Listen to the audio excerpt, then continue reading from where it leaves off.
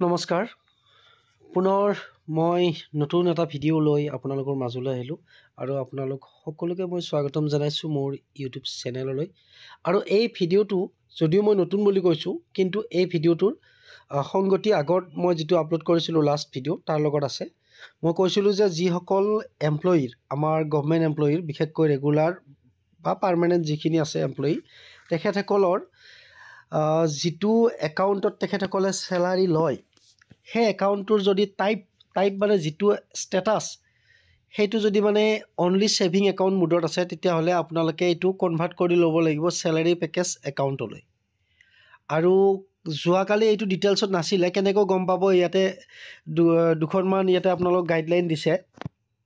আৰু এইকেইখন মই নিজাববীয়াকৈ অনা নাই, গভৰ্ণমেণ্ট অফ আছাম ফাইনেন্স ডিপাৰ্টমেণ্টৰ পৰা আহিছে। গতিকে কালি ভিডিঅ'টো দীঘলীয়া হয় কাৰণে মই আপলোড কৰা নাছিলোঁ। এতিয়া চাব আপোনালোকে, প্ৰথমখনত চাব ওপৰত লিখা আছে government of Assam finance department. মই আপোনালোকে যিহেতু সকলোৱে জানে পঢ়িব, মই গোটেই নহয় থুলমূলকৈ মানে যিখিনি মেইন পইণ্টখিনি মই আপোনালোকক কৈ যাম। চাব ইয়াতে SOP এটা দিছে for regular oblique permanent employee, মানে যিখিনি ৰেগুলাৰ বা পাৰ্মানেণ্ট তেখেতসকলৰ বাবেহে প্ৰযোজ্য হ'ব। চাব ইয়াতে দিছে regarding zero' premium insurance coverage. মানে মুঠতে আপোনালোকে যে ভাবি আছে, হয়তো বহুতে ভাবি আছে মানে ছেভিং একাউণ্টৰ পৰা চেলাৰী পেকেজ একাউণ্ট বনালে কি হ'ব। মাত্ৰ ইয়াতে মানে এটা বেনিফিট পাব আপোনালোকে, সেইটো হ'ল চেলাৰী পেকেজ একাউণ্টলৈকে কনভাৰ্ট কৰিলেহে আপোনালোকে জিৰ' প্ৰিমিয়াম ইঞ্চুৰেঞ্চ কভাৰেজৰ আণ্ডাৰত আহিব আপোনালোকে as a permanent government employee. আৰু জিৰ' প্ৰিমিয়াম ইঞ্চুৰেঞ্চ যিটো কৈছে, সেই জিৰ' প্ৰিমিয়াম ইঞ্চুৰেঞ্চ কভাৰেজৰ আণ্ডাৰত কি আপোনালোকৰ ফেচিলিটি পাব বা বেনিফিচিয়াৰীসকলে কি পাব, সেইখিনি ইয়াতে ডিটেইলছত দিয়া আছে। ঠিক আছে। আৰু আমাৰ অলৰেডি যিসকল কৰ্মচাৰীৰ এটা মানে পে'ৰ পৰা কাট যিটো হৈ আছে, ধৰক গ্ৰেড অনুযায়ী 4th গ্ৰেডৰ যিমান, 3rd গ্ৰেডৰ তাতকৈ অকণমান বেছি, আকৌ 2nd গ্ৰেডৰ অকণমান বেছি, 1st গ্ৰেডৰ আৰু অকণমান বেছি, তেনেকৈ মুখ্যমন্ত্ৰী লোকসেৱা যিটো যোজনা, সেইটো নহয় ইয়াতে, এইটো এটা বেলেগ হেৰিৰ, এইটো জিৰ' প্ৰিমিয়াম ইঞ্চুৰেঞ্চ কভাৰেজৰ কথা ইয়াতে ক'ব গৈছে। গতিকে মেইনলি আপোনালোকে এইটো বেনিফিট পাবলৈ হ'লে আপোনালোকে ছেভিং একাউণ্টত ল'ব নোৱাৰিব, যদিও চেলাৰী একাউণ্টে হয়। এতিয়া বহুতে ভাবে যে যিটো একাউণ্টত চেলাৰী সোমায় সেইটোৱে চেলাৰী একাউণ্ট, তেনেকুৱা নহয়। বেংকে কিছুমান কেটেগৰাইজ কৰে একাউণ্টবিলাকক, মানে ছেভিং একাউণ্টটো বেলেগ আৰু চেলাৰী পেকেজ একাউণ্টটো বেলেগ। আৰু অকল যে আপোনালোকে এই সুবিধাখিনিয়ে পাব জিৰ' প্ৰিমিয়াম ইঞ্চুৰেঞ্চৰ কভাৰেজৰ কাৰণে যে অকল চেলাৰী পেকেজ একাউণ্টটো ভাল, তেনেকুৱা নহয়। বেংকে নিজাববীয়াকৈও বহুতখিনি ফেচিলিটি প্ৰভাইড কৰে, বিশেষকৈ চেলাৰী পেকেজ একাউণ্টৰ ক্ষেত্ৰত। ধৰক আপোনালোকৰ লোন লোৱাৰ ক্ষেত্ৰত বেছি আপোনালোকে য'ত নাপাব, বা ইনকাম প্ৰুফৰ ক্ষেত্ৰত আপোনালোকে বিশেষ একো দিবলগীয়া নাথাকে, যিহেতু আপোনালোকে প্ৰথম চেলাৰী পেকেজ একাউণ্ট এপ্লাই কৰোঁতে বা কনভাৰ্ট কৰোঁতে আপোনালোকৰ পৰা ইনকাম প্ৰুফ হিচাপত 3 বা 6 মাহৰ চেলাৰী ষ্টেটমেণ্ট এটা বিচাৰিব, পে' শ্লিপ এটা বিচাৰিব আপোনালোকক। আৰু সেই হিচাপে হয়তো ৰেট অফ ইণ্টাৰেষ্টটো কিছুমান চেলাৰী পেকেজ একাউণ্ট হিচাপত থাকিলে আপোনালোকৰ অকণমান কম পাব পাৰে বাকী ৰাইজতকৈ। এতিয়া চাব features of salary package account for regular oblique permanent regular or permanent employee. ঠিক আছে, ৰেগুলাৰ বা পাৰ্মানেণ্ট যি এমপ্লয়ি আছে, কি চাব বেনিফিটটো। ইঞ্চুৰেঞ্চ কভাৰেজ আপোনালোকে পাব, টাৰ্ম লাইফ ইঞ্চুৰেঞ্চ পাব, মিনিমাম 10 লাখ, বেছিও পাব পাৰে। আপোনালোকৰ সেইটো চেলাৰী পেকেজ একাউণ্টৰ ওপৰত নিৰ্ভৰ কৰিব। মই যোৱাকালি কৈছিলোঁৱে যে ধৰক চিলভাৰ, গ'ল্ড, ডায়মণ্ড তেনেকৈ কেটেগৰাইজ কৰে বেংকৰ তৰফৰ পৰা। ধৰক 50,000তকৈ যদি আপোনাৰ ওপৰত দৰমহা আছে, তেতিয়া আপুনি চিলভাৰৰ পৰা আপগ্ৰেড হৈ আপুনি গ'ল্ড একাউণ্টত সোমাব। চেলাৰী পেকেজ একাউণ্টে হয়, কিন্তু সেইটো আপোনাৰ চেলাৰী পেকেজ গ'ল্ড একাউণ্ট বুলি ক'ব। তাৰ পৰা যদি আকৌ অকণমান আপোনাৰ 1 লাখৰ ওপৰত হয়, তেতিয়াহ'লে ডায়মণ্ডত আপোনালোকে এণ্ট্ৰি কৰিব। ঠিক তেনেকুৱা আপগ্ৰেড হৈ থাকে, মানে চেলাৰী ইনক্ৰিজ হোৱাৰ লগে লগে এটা থ্ৰেছহোল্ড, এটা হেৰি আছে, এমাউণ্ট আছে, সেই এমাউণ্টটো ক্ৰছ কৰি গ'লে অট'মেটিকেলি আপডেট হৈ যায়। বেংকৰ পৰা আপোনালোকক নটিফিকেশ্যন আহিব, অলৰেডি আহিছে, মই দেখা পোৱাৰ কাৰণে কৈছোঁ। মোৰ ফ্ৰেণ্ড দুজনমানৰ আহিছে, গতিকে চাব এতিয়া।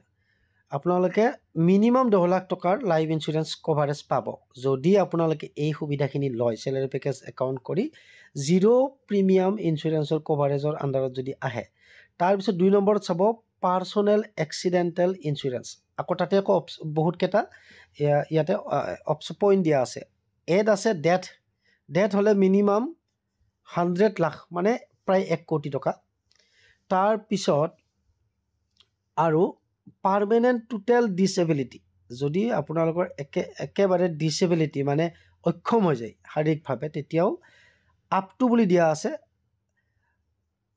100 লাখ মানে প্ৰায় 1 কোটি আপ টু বুলি দিওঁতে হয়তো আপোনালোকে আপ টু বুলি দিওঁতে হয়তো 50 লাখছো পাব পাৰে 60 লাখছো হয়তো টাৰ্মছ এণ্ড কণ্ডিশ্যনৰ ওপৰত সেইটো মানে প্ৰযোজ্য হ'ব ঠিক আছে আৰু চাব ইয়াতে পাৰ্মানেণ্ট পাৰ্চিয়েল ডিছেবিলিটি যদি আপোনালোকৰ আংশিকভাৱে কিবা ডেমেজ হয় বা শাৰীৰিকভাৱে আংশিকভাৱে অক্ষম হয় তেতিয়া আপোনালোকে আপ টু 80 লাখলৈকে কভাৰেজৰ আণ্ডাৰত আহিব আৰু 3 নম্বৰত আছে এয়াৰ এক্সিডেণ্টেল ইঞ্চুৰেঞ্চ মানে ধৰক আপুনি বিমানেৰে কোনোবা ঠাইলৈ যাত্ৰা কৰিছে ধৰক হঠাৎ ভগৱান নকৰক তেনেকুৱা মই জাষ্ট তথাপি ক'বলগীয়া হৈছে বিমানখন ধৰক ক্ৰেছ হৈ গ'ল ধৰক কোনোবা পাৰ্চনৰ ডিছেবিলিটিও হ'ব পাৰে বা কোনোবা মৃত্যুমুখৰ পৰা তেতিয়া মিনিমাম 200 লাখ মানে প্ৰায় 2 কোটি টকাৰ আপোনালোকে কভাৰেজৰ আণ্ডাৰত আহিব হয়তো এই ফেমিলি এইখিনি বেনিফিট পাব গতিকে subject to terms and condition of the bank ইয়াতে লিখা আছে কিন্তু এইটো খুব মষ্ট ইম্পৰ্টেণ্ট কথা বেংকৰ টাৰ্মছ এণ্ড কণ্ডিশ্যনবিলাক ফুলফিল হ'ব লাগিব তাৰপিছত চাব হেল্থ ইঞ্চুৰেঞ্চৰ কথা কৈছে It will be available for employee and their family member based on discounted premium to be borne by the employee. মানে এমপ্লয়ীজনে যিটো প্ৰিমিয়ামৰ আণ্ডাৰত তেখেতসকলে পৰে বা যিটো প্ৰিমিয়াম তেখেতসকলে দিব মানে অকণমান ইয়াতে বেংকৰ টাৰ্মছ এণ্ড কণ্ডিশ্যন থাকিব তথাপি মানে এইটো বুজি পোৱা গৈছে যে হেল্থ ইঞ্চুৰেঞ্চত অকল আপুনি নহয় আপোনাৰ ফেমিলি মেম্বাৰ সকলো ইয়াতে ইনক্লুড হ'ব তেখেতসকলেও ইয়াৰ বেনিফিটটো ল'ব পাৰিব আৰু 2 নম্বৰত আছে একাউণ্ট মেনেজমেণ্ট এতিয়া চাব একাউণ্ট মেনেজমেণ্টটো কেনেকৈ কৰিব মই যে কৈছিলোঁ আপোনালোকক ছেভিং একাউণ্টৰ পৰা চেলাৰী একাউণ্ট বনোৱা চাব নিউ একাউণ্ট যদি আপোনালোকে নিউ একাউণ্ট খোলে salary package account the state government employee shall open salary package account during induction or upon receiving employee service number মানে এমপ্লয়ী ছাৰ্ভিচ নাম্বাৰ এটা থাকে সেই নাম্বাৰটো প্ৰভাইড কৰিব লাগিব বেংকত তেতিয়া আপোনালোকে যাৱতীয় কাগজ পত্ৰ দি মানে ধৰক income proof pay slip bank statement তেনেকুৱা বা এইখিনিয়ে বিচাৰে সচৰাচৰ এইখিনি দি আপোনালোকে এটা একাউণ্ট খুলিব পাৰিব আৰু এক্সিষ্টিং একাউণ্ট চাব এতিয়া এক্সিষ্টিং একাউণ্ট হ'লে আপোনালোকৰ ধৰক ছেভিং একাউণ্ট হৈ আছে এক্সিষ্টিং মানে কি অলৰেডি আপুনি কাষ্টমাৰে হয় বেংকত চেলাৰী লৈ আছে ছেভিং একাউণ্টত তেতিয়া আপোনালোকে কি কৰিব লাগিব the state government employee shall verify that their existing account is categorized as salary account of the empanelled bank তেতিয়া তেখেতে নিজে গৈ ভেৰিফাই কৰিব লাগিব যে তেখেতৰ এক্সিষ্টিং যিটো একাউণ্ট চেলাৰী লৈ থকা বৰ্তমান একাউণ্টটো মানে ছেভিং একাউণ্ট পৰ্যায়ত আছে নে চেলাৰী একাউণ্ট হিচাপত বেংকত আছে গতিকে সেইটো আপোনালোকে তাতে গৈ খবৰ ল'লেও হ'ব আৰু নেট বেংকিঙতো চাব পাৰি গতিকে আপোনালোকে বেংকত গৈ এটা খবৰ ল'লেও হ'ব যে একাউণ্ট নাম্বাৰটো দিলে চাই দিব যে মোৰ একাউণ্টটো সাধাৰণ ছেভিং একাউণ্টৰ টাইপত আছে নে চেলাৰী পেকেজ একাউণ্ট হৈ আছে গতিকে এইটো কনফাৰ্ম হৈ ল'ব পাৰিব তাৰপিছতহে আপোনালোকে যাৱতীয় এপ্লাই কৰাৰ কাৰণে যিখিনি প্ৰচেছ জিৰ' প্ৰিমিয়াম ইঞ্চুৰেঞ্চ কভাৰেজৰ কাৰণে তেতিয়াহে এপ্লাই কৰিব পাৰিব গতিকে এই জাননীখন যে প্ৰেৰণ কৰিছে ফাইনেন্স ডিপাৰ্টমেণ্টৰ পৰা প্ৰথমে ট্ৰেজাৰীলৈ আৰু ট্ৰেজাৰীৰ পিছত সকলো DDOলৈ প্ৰেৰণ কৰিছে যাতে আগতে এপ্লাই কৰাৰ আগতে যাতে এই বেনিফিটটো লোৱাৰ আগতে যাতে সকলো ৰেগুলাৰ বা পাৰ্মানেণ্ট এমপ্লয়ীসকলে যাতে কনভাৰ্ট কৰি লয় নিজৰ একাউণ্টটো ছেভিঙৰ পৰা আৰু যিসকলৰ অলৰেডি চেলাৰী পেকেজ হৈছে তেখেতসকলে একো কৰাৰ প্ৰয়োজন নাই কিন্তু পিছৰখিনি হয়তো নিশ্চয় কৰিব লাগিব এপ্লাই কৰাখিনি সেইখিনি বাৰু হয়তো অফিচিয়েলিও কৰি দিব পাৰে তেখেতসকলে মাত্ৰ ডাটাবিলাক বিচাৰিব পাৰে আপোনাৰ ফালৰ পৰা ধৰক ফেমিলি মেম্বাৰৰ অল ডাটা আপোনাৰ ডেট অফ বাৰ্থৰ পৰা আদি কৰি গতিকে সেইটো পিছৰ পৰ্যায় হ'ব এতিয়া নেক্সট আৰু এটা পেজ আছে চাব আপোনালোকে process of account verification by employee এতিয়া অকণমান আগত যে মই ক'লোঁ যে একাউণ্টটো ভেৰিফিকেশ্যন মানে ভেৰিফাই কৰিব লাগিব নিজে। কি প্ৰচেছত কৰিব চাব আপোনালোকে, ইয়াতে দিছে ডিটেইলছত দিছে চেক দিয়াৰ একাউণ্ট টাইপ ইন দিয়াৰ বেংক পাছবুক অৰ একাউণ্ট ষ্টেটমেণ্ট। এতিয়া আপোনালোকে বেংকত গৈও পাৰিব আৰু নহ'লে একাউণ্ট ষ্টেটমেণ্ট বা বেংক পাছবুকত আপোনালোকে চাব পাৰিব একাউণ্ট টাইপটো কি হৈছে। ছেভিংছ হ'লে ছেভিংছ লিখা থাকিব, চেলেৰি পেকেজ হ'লে চেলেৰি পেকেজ লিখা থাকিব। তাৰপিছত হয়তো যদি আপোনাৰ পুৰণা পাছবুক হয়, ধৰক মাজতে আপুনি লোন বা কিবা আপোন ঘৰ বা আপোন বাহন বা যিকোনো লোন লওঁতে কেতিয়াবা বেংকৰ তৰফৰ পৰা আপোনালোকক অট'মেটিকেলি বনাই দিয়ে এইটো, তেতিয়া ধৰক আপোনাৰ পাছবুকখনত লিখা নাথাকিবও পাৰে। যদি আপোনাৰ পাছবুকটো পুৰণা হয়, তেতিয়া আপোনালোকে নতুন পাছবুকত লিখা থাকিব, তেতিয়া কিন্তু আপোনালোকে নিজে গৈ চেক কৰিব লাগিব বেংকত, আৰু নহ'লে নেট বেংকিঙত চাব পাৰিব। গতিকে আপোনালোকে যিখন পুৰণা পাছবুক আছে তাতে লিখা নাথাকিলেও আপোনালোকে নাভাবিব, আপোনালোকৰ হৈ থাকিব পাৰে। গতিকে আপোনালোকে একবাৰ বেংকত গৈ কনফাৰ্ম কৰি ল'ব। তাৰপিছত 2 নম্বৰত আছে visit the nearest branch or use the passbook printing machine to confirm categorization. মানে ATM মেচিনত যিটো আমাৰ আজিকালি এটা প্ৰিণ্টিং মেচিন আছে, তাতে প্ৰিণ্ট কৰিলে আপোনালোকে ওপৰত আহিব কেটেগৰাইজ মানে কি চেলাৰী পেকেজ নেকি। গতিকে তেনেকৈও চাব পাৰে আপোনালোকে, পাছবুকটো আপডেট কৰি চালে আহি যাব, পেজটোত লিখা থাকিব। 3 নম্বৰত if the account is not categorized as salary account he or she should submit a written request to the branch manager using the prescribed application form available with the branch. এইটো খুব important. আপোনালোকে verify কৰাৰ পিছত গম পালে যে আপোনালোকৰ একাউণ্টটো ছেভিং একাউণ্ট পৰ্যায়তে আছে, এইটো আপগ্ৰেড হোৱা নাই, তেতিয়া আপোনালোকে কিন্তু ৰিটাৰ্ণ এপ্লিকেশ্যন এখন দিব লাগিব ব্ৰাঞ্চ মেনেজাৰৰ লগত, আৰু লগত এপ্লিকেশ্যনখনৰ লগত আপোনালোকে এখন ফৰ্ম দিব লাগিব, যিখন সেই ব্ৰাঞ্চত পোৱা যাব। সেই ফৰ্মখন ফিল আপ কৰি দিব লাগিব আপোনালোকে। 4 নম্বৰত আছে employee should ensure that the branch updates the categorization and confirms the same in writing. মানে এমপ্লয়ীজনে কনফাৰ্ম হ'ব লাগিব যে ব্ৰাঞ্চে যে আপোনাৰ কামটো কৰি দিছে ৰিটাৰ্ণত, সেইটো এটা কনফাৰ্মেশ্যন ল'ব পাৰে ব্ৰাঞ্চ মেনেজাৰৰ পৰা। আৰু নহ'লে আপুনি তেখেতৰ মৌখিকভাৱে তেখেতে ক'লেও মানে হৈ গৈছে বুলি ক'লেও আপুনি চেক কৰি চাব পাৰে এবাৰ, বা প্ৰিণ্ট আউট এটা উলিয়াই চাব পাৰে, তেতিয়া আপুনি নিজে গম পাব। 3 নম্বৰত আছে ক্লেইম প্ৰচিডিউৰ্ছ। এতিয়া ক্লেইম কৰাৰ কাৰণে এটা দিছে, চাওক আপোনালোকে লাইফ ইঞ্চুৰেঞ্চৰ ক্ষেত্ৰত কৈছোঁ মই এইটো ক্লেইম কৰাৰ কথাটো।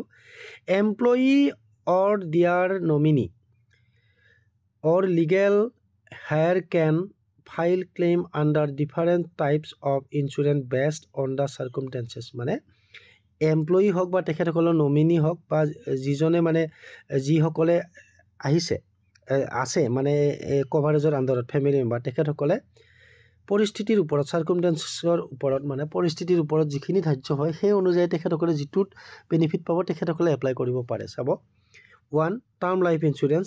দিছ insurance cover the employee in the event of natural death including death due to illness and accidental death. মানে নেচুৰেল ডেথ হ'লে হ'ব এমপ্লয়ীজনৰ, আৰু ইয়াতে এক্সিডেণ্টেল ডেথ হ'লেও হ'ব, আৰু ইলনেছ মানে শাৰীৰিক অসুস্থতাৰ কাৰণে হ'লেও এইটো প্ৰযোজ্য হ'ব, ক্লেইম কৰিব পাৰিব তেখেতসকলে। বিত আছে to file a claim the nominee or legal heir চেল। কি কৰিব লাগিব মানে নমিনী বা যিজনে পাব তেখেতসকলে কি কৰিব লাগিব চাব।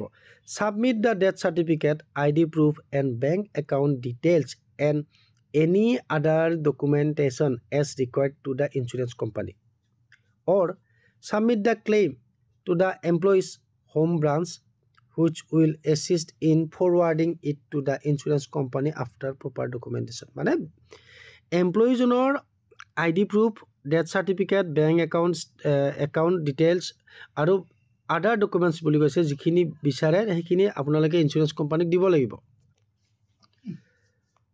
অপশ্যন চিত আছে the nominee or legal heir will receive the eligible amount as per the policy. মানে তেখেতসকলে তাৰপিছত এমাউণ্টটো পাব এজ পাৰ পলিচিত যিমান মেনশ্যন থাকিব। তাৰপিছত 2 নম্বৰত চাব পাৰ্চনেল এক্সিডেণ্টেল ইঞ্চুৰেঞ্চৰ ক্ষেত্ৰত আপোনালোকে কেনেদৰে ক্লেইম কৰিব চাব। Death insurance, this is applicable if the employee's death is caused by an accident. মানে যিকোনো এটা এক্সিডেণ্টৰ ক্ষেত্ৰত যদি এমপ্লয়ীজনৰ ডেথ হয় তেতিয়াহ'লে এইটো প্ৰযোজ্য হ'ব।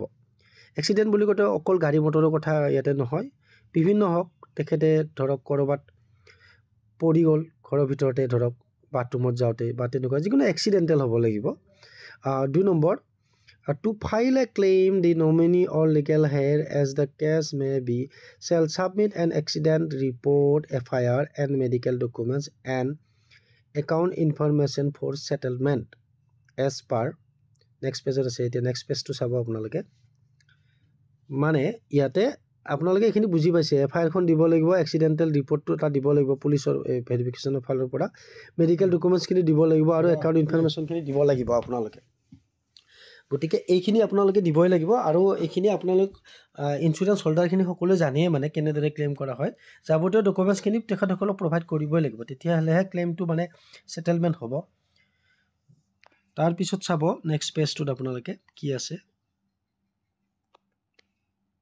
এইটো পেজত চাব the prescribed format of policy to insurer or home bank branch মানে পলিচিৰ এটা ফৰমেট এটা দিব লাগিব ইনস্যুৰেন্স কোম্পানীক দিলেও হ'ব নহলে বেংকক দিলেও হ'ব বেংকে যেহেতু কৰাই দিব বেংকে তেতিয়া আকৌ ফৰৱাৰ্ড কৰি দিব মানে ইনস্যুৰেন্স কোম্পানীলৈ ইয়াতে অপচন বি আছে পাৰ্মানেন্ট টোটাল ডিসেবিলিটি ইনস্যুৰেন্স মানে যদি আপুনি প্যাৰালাইসিস যেটো আপুনি টোটালি মানে পাৰ্মানেন্ট ডিসেবল হৈ গল ধৰক শাৰীৰিকভাৱে অক্ষম তেতিয়া কি হ'ব চাব this is applicable if the employee's disability is caused by an accident এটো কৈছে যদি ডিসেবিলিটিৰ কাৰণটো এটা এক্সিডেন্ট হয় তেতিয়া হ'ব মানে এক্সিডেন্টলি তেখেতৰ কিবা এটা ডিসেবল হৈ গল মানে এক্সিডেন্টৰ যদি মানে কজটো কি হ'ব লাগিব বাই এন এক্সিডেন্ট বুলি কৈছে চাব তাৰপিছত the claim process is the same as accidental death insurance as mention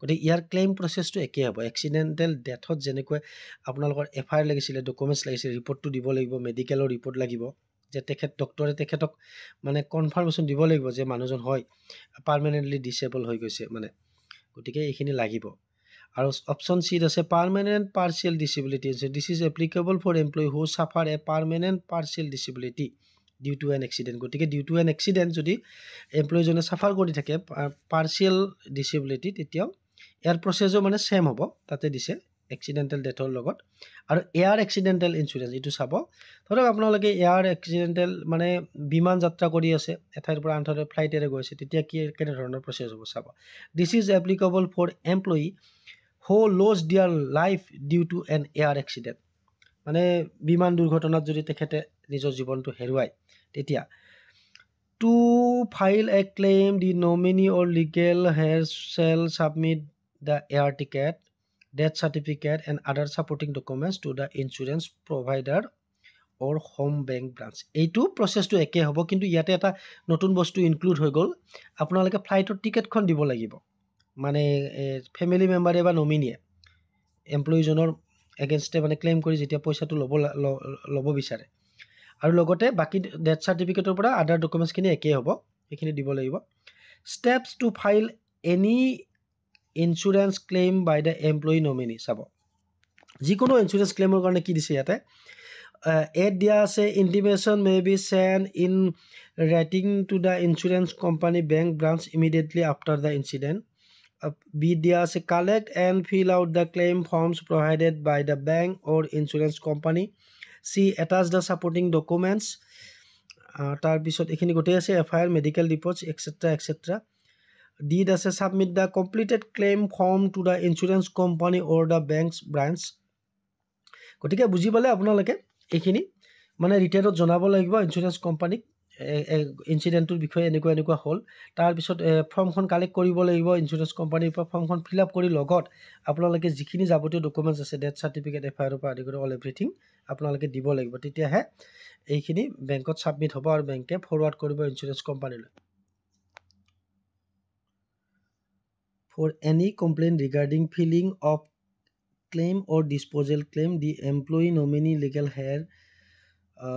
heir may contact officers of the bank details of which annexure 2 মানে যদি কিবা কমপ্লেইন থাকে তেখেতসকলে annexure 2 এখন দিয়া আছে ইয়াতে মই হেকত দেখাম ভিডিওটো অকমান দীঘলীয়া হ'ব তাতে গৈ আপোনালোকে কমপ্লেইন দিব পাৰিব ঠিক আছে এতিয়া চাব 5 নম্বৰত আছে এমপ্লয়ি ডিসক্ৰিপশন এন্ড ব্যাংক কম্পাৰিজন মানে বেলেগ একো নহয়, এইটো বেংকটো আপোনালোকে কম্পেয়াৰ কৰিব পাৰিব। মানে বহুকেইটা বেংকে প্ৰভাইড কৰিব, গতিকে কিছুমানৰ কভাৰেজ বেছি থাকিব পাৰে, কিছুমানে ফেচিলিটি বেছি দিব পাৰে, গতিকে সেই হিচাপে আপোনালোকে বেংকটো চিলেক্ট কৰিব পাৰিব। ধৰক আপুনি SBI তেনেকুৱা ফেচিলিটি দিব পৰা নাই, HDFC কিবা এক্সট্ৰা দিছে, গতিকে এমপ্লয়ীজনৰ ভাল লাগিল, তেখেতে তেতিয়া শ্বিফ্ট কৰিব পাৰিব, চেলাৰী একাউণ্টটো তালৈকে নিব পাৰিব, সেই কথাটোৱে কৈছে। গতিকে মই এইটো আৰু পঢ়ি দুখুনো আপোনালোকক। ইয়াতে দিছে যে আদাৰ facility provided and choose the bank best on the best অফাৰ্ছ, এইটো দিছে 5 নম্বৰত। তাৰপিছত নেক্সট চাব একাউণ্ট শ্বিফটিং, এইটো সেইটো কথাই কৈছে মই এইমাত্ৰ কোৱা কথাটো। Drawing and disbursing officer DDO self facilitated transfer of account of the employee from one scheduled commercial bank to another if employee decide so'. However, যদি এমপ্লয়ীজনে ডিচাইড কৰে তেতিয়াহ'লে DDOয়ে এইটো চেঞ্জ কৰি দিব লাগিব, মানে তেখেতক এই ফেচিলিটিটো দিব লাগিব যে একাউণ্টটো শ্বিফ্ট কৰাৰ কাৰণে এটা বেংকৰ পৰা অন্য এটা বেংকলৈ। গতিকে এইটো ফেচিলিটি কি প্ৰভাইড কৰে তাৰ ওপৰত মানে এমপ্লয়ীজনে সিদ্ধান্ত ল'ব। ধৰক যিটো বেংকত ভাল লাগে সেইটো বেংকতে তেখেতসকলে পাৰিব, কমাৰ্চিয়েল বেংক হ'লেই হ'ল। 6 নম্বৰত আছে director finance department will be the state nodal officer. ইয়াতে কৈছে ফাইনেন্স ডিপাৰ্টমেণ্ট হ'ব আপোনালোকৰ ষ্টেট নডেল অফিচাৰ, গতিকে তেখেতসকলক আপোনালোকে মেইল কৰিব পাৰিব। ইয়াতে দিয়া আছে ফাইনেন্স FD, ইয়াতে finance.if.department@gmail.com, এইটোত মেইল কৰিব পাৰিব আপোনালোকে। চাব অকণমান জুম কৰি দেখাইছোঁ মই এইটো। তাৰপিছত চাব 7 নম্বৰত আছে nodal officers for district level coordination. District লেভেলৰ কাৰণে চাব for effective coordination and grievance redressal at the district level, the treasury officer of the district headquarters will act as the nodal officer of the government of Assam as responsible include. মানে ডিষ্ট্ৰিক্টৰ যিজন treasury officer আছে তেখেতে district nodal officer হিচাপত ইয়াতে roll play কৰিব, গতিকে তেখেতক আপোনালোকে কমপ্লেইন দিব পাৰিব। আৰু ষ্টেটৰ হ'লে আপোনালোকে ফাইনেন্স ডিপাৰ্টমেণ্টৰ মানে হেডক দিব পাৰিব, ডিৰেক্টৰক, যদি কিবা জনাব থাকে। গতিকে আমাৰ এইটো আপোনালোকে বুজি পালে, ষ্টেটৰ নডেল অফিচাৰ হ'লে ডিৰেক্টৰ অফ ফাইনেন্স ডিপাৰ্টমেণ্ট, আৰু ডিষ্ট্ৰিক্টৰ হ'লে নিজা নিজা ডিষ্ট্ৰিক্টৰ ট্ৰেজাৰী অফিচাৰসকল হ'ব। ইঞ্চুৰেঞ্চ অম্বাছডেন্সমেন, এক মিনিট হ'ব, এইটো অকণমান স্পেলিং মানে প্ৰনাউন্সিয়েশ্যনত ভুল হৈছে। Insurance ombudsman in case the insured person is not satisfied with the decision resolution regarding their claim, they may approach the insurance ombudsman at the following address. গতিকে চাওক আপোনালোকে ইয়াতে চাওক কণ্টেক্ট এড্ৰেছ এটা দিছে, office of the insurance ombudsman, Jeevan Nivesh, 5th floor নিয়াৰ Panbazar overbridge, এইটোত দিছে। আপোনালোকে যদি ক্লেইমটোত যদি আপোনালোকে ছেটিছফাই নহয় কিবা এটা ক্লেইম কৰাৰ পিছত, গতিকে ইঞ্চুৰেঞ্চ অম্বাছমেন মানে বুজি পাইছে, মানে ন্যায় বিচাৰি যদি আপোনালোকে ন্যায়াধীশ, মানে সেইটো কথা কৈছে। অম্বাছমেন শব্দটোৰ পৰা অৰ্থটো এইটোৱে হ'ব, ন্যায় বিচাৰিলে আপোনালোকে যদি ক্লেইমত ছেটেলমেণ্টত আপোনালোকে মানে সুখী নহয়, তেতিয়া এইটো কণ্টেক্ট এড্ৰেছ দিছে। অফিচ অফ দ্য ইঞ্চুৰেঞ্চ এইটো পাব, আপোনালোকে চাই ল'ব। Copies of the sign MOU will be available in the following link. Finance ডিপাৰ্টমেণ্টৰ এইটো পাব কপিজ চাইনটো।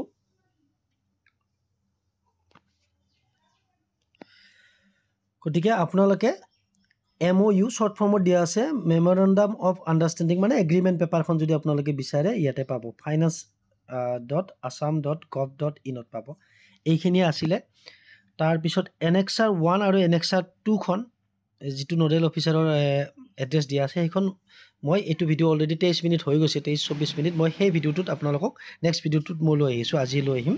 গতিকে ভিডিঅ'টো শেষলৈকে চোৱাৰ বাবে আপোনালোক সকলোলৈকে ধন্যবাদ জ্ঞাপন কৰিছোঁ। আৰু যদি কিবা ভুল মই এক্সপ্লেনেশ্যন আগবঢ়াইছোঁ তেতিয়াহ'লে আপোনালোকে কমেণ্ট ছেকশ্যনত কাইণ্ডলি ভুলটো মোক শুধৰাই দিব।